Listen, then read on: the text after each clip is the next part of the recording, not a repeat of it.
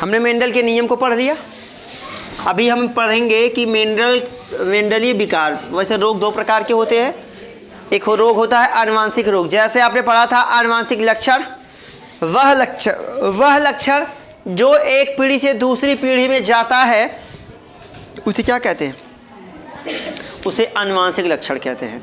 वह लक्षण जो एक पीढ़ी से दूसरी पीढ़ी में जाता है उसे क्या कहते हैं? आनुवांशिक लक्षण कहते हैं। देखिए, केवल अच्छी चीज़ों का एक पीढ़ी से दूसरी पीढ़ी में केवल अच्छी चीज़ ही नहीं जाती, कभी कभार हमें हमारे पूर्वजों से रोग भी मिल जाते हैं। समझ रहे हैं? रोग दो प्रकार के होते हैं। एक होता है क्रोमोसोमीय रोग, जो गुणसूत्र की वजह से एक के जिसके बारे में मेंडल ने बताया था उसे मेंडलीय रोग कहते हैं। ठीक है, जिसके बारे में हम पढ़ेंगे, कुछ रोगों के बारे में हम पढ़ेंगे जो कि आपके एग्जाम में पूछे जाते हैं।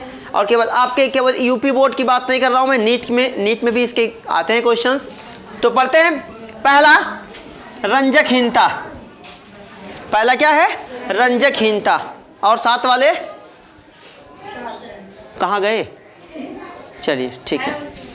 देखिए, तो रंजकहीनता, रंजक मतलब क्या होता है? रंग की कमी हो जाना। आपने देखा होगा कि आपके अगल बगल कुछ ऐसे लोग होते हैं जिनका चेहरा पूरी तरह से वाइट होता है, ये भौहें पूरी तरह से वाइट होती है, ये बाल पूरी तरह से क्या होता है? सफ़ेद। मतलब ये वाला भी पोर्शन सफ़ेद, ये वाला भी सफ़ेद, पूरा क्या होता है? वो सफ़ेद।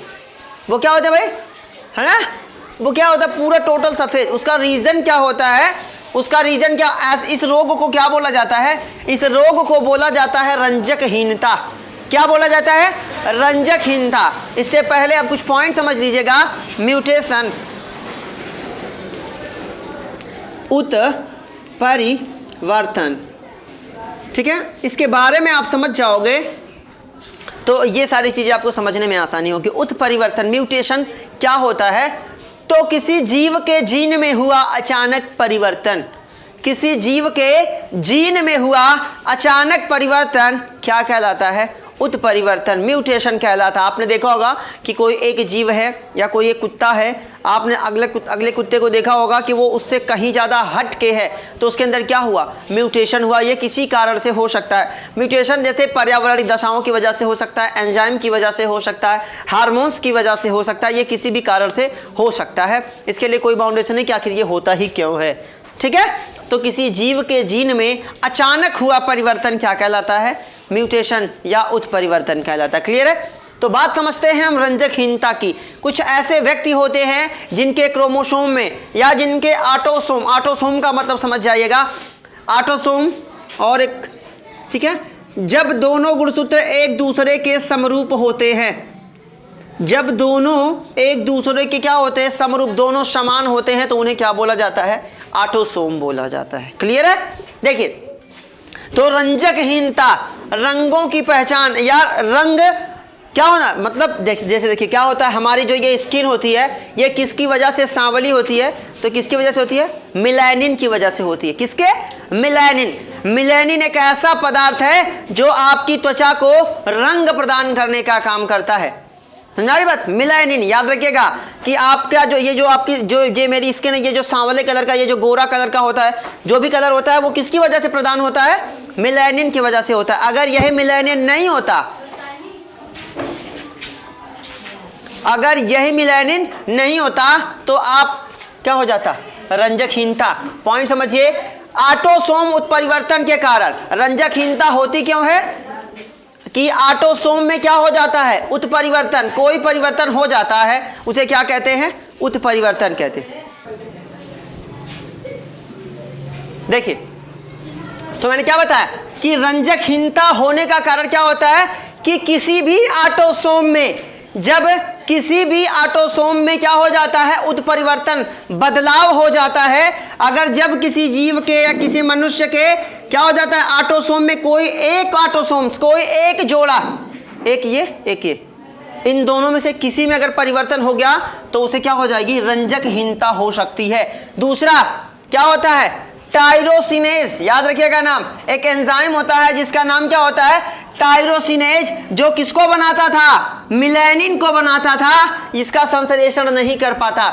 जब टायरोसिनेज, नाम याद रखने की कोशिश करिएगा, टायरोसिनेज नामक एंजाइम जो किसका संश्लेषण करता है, जो मिलेनिन का संश्लेषण करता है, वो उसका संश्लेषण, वो एंजाइम कौन सा है, कौन सा एंजाइम बाबू, तो याद रखिएगा टायरोसिनेज। टायरोसिनेज जो एंजाइम होता है वो जब मिलेनिन का श्रावण नहीं कर पाता तो उस व्यक्ति में रंजकहीनता नामक रोग हो जाता है।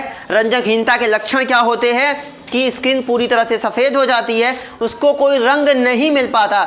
मिलेनिन क्या काम करता है कि त्वचा को रंग प्रदान करने का काम करता है, और यही रंग जब नहीं मिल पाता तो उस व्यक्ति को क्या हो जाती है, रंजकहीनता हो जाती है। ठीक है, अगले की बात करते हैं। बात करते हैं एल्केप्टोन्यूरिया। एल्केप्टोन्यूरिया क्या होता है ये समझिएगा। तो एल्केप्टोन्यूरिया में क्या होता है, इसकी सबसे पहले खोज किसने की थी, आर्कीबोल्ड ने, और आर्कीबोल्ड, गैरोड व बेटसन ने सन 1902 में किया था।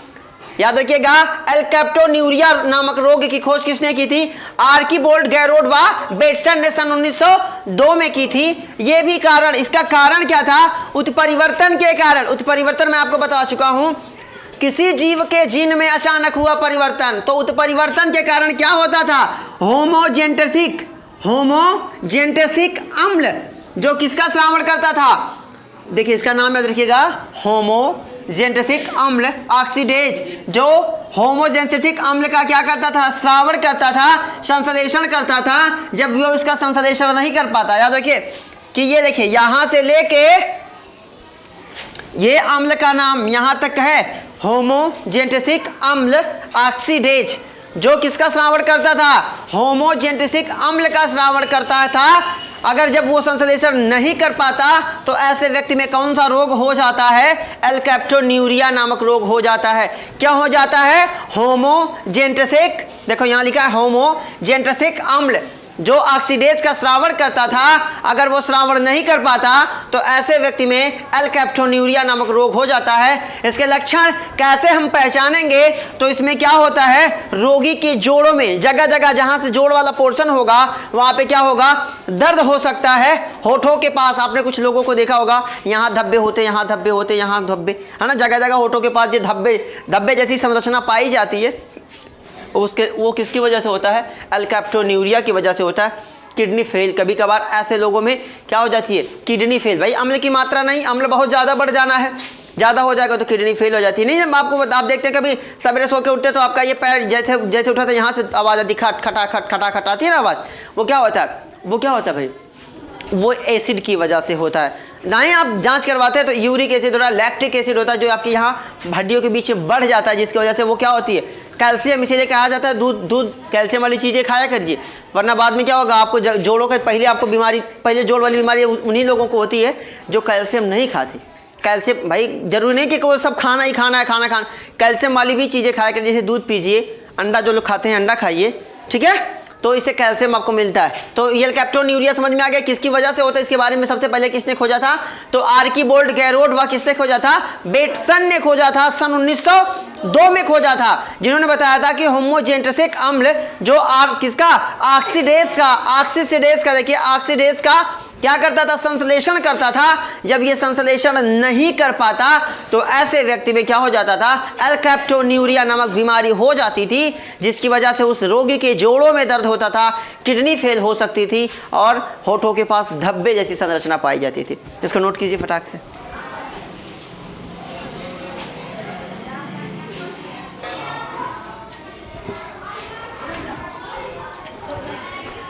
तो अगले की बात करते हैं, अगले रोग के बारे में जो आपकी एनसीईआरटी में दिया हुआ है, दात्र अरक्तता। दात्र का मतलब क्या होता है, दात्र समझते हैं, हंसिया, गांव में जानते हैं ना, हंसिया जानते हो ना, वैसी होता क्या इसमें, दात्र अरक्तता में देखिए ये क्या है, HB हीमोग्लोबिन, ये हीमोग्लोबिन की श्रृंखला है, इसको श्रृंखला ए बोल दीजिएगा और इसको श्रृंखला बी। इसमें होता क्या है कि सामान्यतः जो हीमोग्लोबिन उसकी संरचना क्या होती है कि उसमें वैलिन, हिस्टोन, ल्यूकोप्रोटीन, ठीक है, प्रोपेन, ग्लूटामिक, ठीक है। इसमें होता क्या है कि आप कहेंगे कि दात्र अरक्तता में श्रृंखला बी में दात्र अरक्तता में श्रृंखला बी में ग्लूटामिक की जगह वैलिन आ जाता है। ग्लूटामिक की जगह क्या आ जाता है? वैलिन आ जाता है। फिर से समझिए कि दात्र अरक्तता में क्या होता है, तो यहाँ पे श्रृंखला बी में हीमोग्लोबिन की श्रृंखला जो बी है इसमें वैलिन, ये वैलिन देख रहे हैं, इधर काउंट करिए, इधर वैलिन कितना है? 1। ग्लूटामिक कितना है यहाँ पे? 2। एक ग्लूटामिक दूसरा ग्लूटामिक, लेकिन दूसरी श्रृंखला बी श्रृंखला में इसी ग्लूटामिक की जगह क्या आ जाता है? वैलिन आ जाता है। क्या आ जाता है? वैलिन। आप कहेंगे दात्र अरक्तता में क्या होता है, तो आप कहेंगे जब हीमोग्लोबिन की बी श्रृंखला में ग्लूटामिक की जगह वैलिन आ जाता है तो उसे हम क्या कहते हैं? दात्र अरक्तता कहते हैं। ये क्या होता है? उत्परिवर्तन के कारण। जब एकल जीन में क्या हो जाता है, कोई एक जीन है, एक जीन 2, ठीक है, जब एकल जीन में किसी एक जीन में क्या हो जाए, उत्परिवर्तन हो जाए तो ऐसा हो सकता है। जब एकल जीन में क्या हो जाता है, उत्परिवर्तन हो जाता है तो ऐसा हो सकता है। इसके लक्षण क्या होते हैं कि लाल रुधिराणु, देखिए आरबीसीज का आकार कैसा होता है, लाल। आपने घाटी खाया हुआ है, घाटी ऊपर से जो उभरी हुई होती है ये क्या होती है? ये ऐसी संरचना होती है, ये चारों किनारों पर क्या होती है? मोटी होती है और बीच में क्या होती है? चपटी होती है। लेकिन इसका आकार कैसा हो जाता है? हंसिए के जैसा हो जाता है, जिसकी वजह से क्या होता है? इसका बहाव रुक जाता है।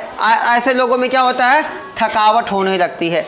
समझा गया? दात्र अरक्तता। देखिए होता क्या है, दात्र अरक्तता में कहेंगे, लिखेंगे, अगर आपसे पूछ दिया दात्र अरक्तता पे टिप्पणी लिखिए या दात्र अरक्तता किसे कहते हैं, तो इसमें क्या होता है? उत्परिवर्तन के कारण बी श्रृंखला में, हीमोग्लोबिन की बी श्रृंखला में ग्लूटामिक की जगह वैलिन आ जाता है, जिसकी वजह से हीमोग्लोबिन का या लाल रुधिराणु का जो आकार होता है वो हंसिए के जैसा हो जाता है, जिसकी वजह से व्यक्ति में थकावट होने लगती है। ठीक है, खून नहीं बनता, खून की कमी हो जाती है। दात्र अरक्तता में खून नहीं बनता। हीमोग्लोबिन आप जानते हैं वो खून बनाने में भी सहायता करता है। हीमोग्लोबिन की वजह से ही मनुष्य का रक्त कैसा दिखता है? लाल दिखता है। ठीक है, समझ में आ गया? नोट कीजिए इसको। बाकी कुछ और बचा है, मैं आपको अगले वीडियो में बताऊंगा क्योंकि टाइम नहीं है। ठीक है, बाकी बेस्ट ऑफ लक, मेहनत से पढ़िए।